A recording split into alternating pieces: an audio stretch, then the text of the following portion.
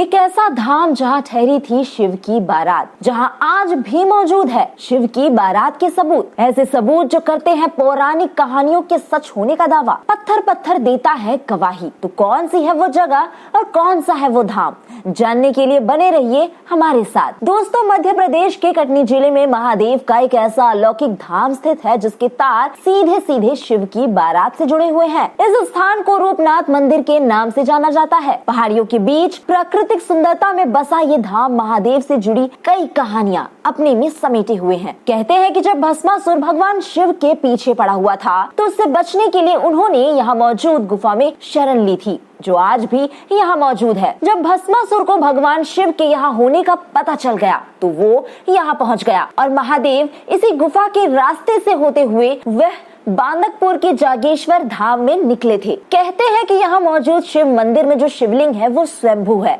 जब भगवान शिव यहाँ से ये जगह छोड़कर जागेश्वर धाम चले गए तो ये शिवलिंग अपने आप धरती से निकला। यहाँ एक विशाल जलहरी भी मौजूद है जो ये दर्शाती है कि कभी यहाँ भगवान शिव रहे होंगे। उनके जाने के बाद सिर्फ यहाँ जलहरी ही मौजूद रह गई। ये कहानी शिव के देवी पार्वती से मिलने और बिछड़ने से भी जुड़ी हुई है। दावा किया जाता है कि रूपनाथ ही वो धाम है जहाँ देवी पार्वती और भगवान शिव का पहली बार मिलन हुआ था। यहाँ का एक एक पत्थर इस बात की गवाही देता है। यहाँ मौजूद प्राकृतिक झरने के बारे में कहा जाता है कि यहाँ से शिव की बारात निकलने से पहले शिव और पार्वती ने इसी कुंड झरने में स्नान किया था। झरने का पानी यहाँ बने कुंड में गिरता है। जब महादेव की बारात इस जगह पर ठहरी थी तो शिव के बारातियों ने इसी कुंड का पानी इस्तेमाल किया था। कहा जाता है कि मंदिर में मौजूद 15 किलोमीटर लंबी गुफा से ही महादेव की बारात जागेश्वर धाम तक गई थी। धाम में ऐसे कई शिलालेख मौजूद है जिन पर प्राचीन ब्राह्मी लिपि में कई बातें लिखी हुई है।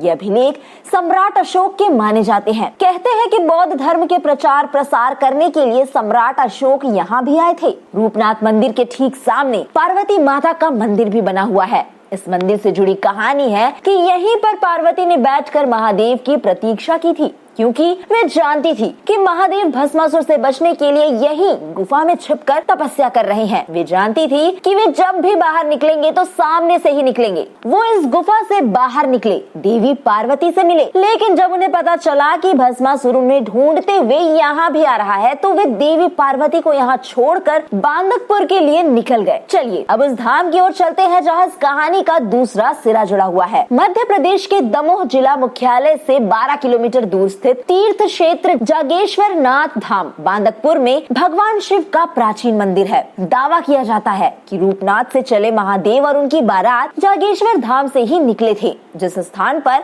ये प्राचीन मंदिर बना हुआ है वहीं पर एक गुफा हुआ करती थी। अब लोग यहाँ मौजूद शिवलिंग के उसी रूप की पूजा करते हैं। कहते हैं कि बांदकपुर के इस धाम को दीवान बालाजी राव चंद्रोकर ने सन 1711 में बनवाया था। इसे बनने में 3 साल लगे थे। यहाँ मौजूद शिवलिंग भी स्वयंभू है।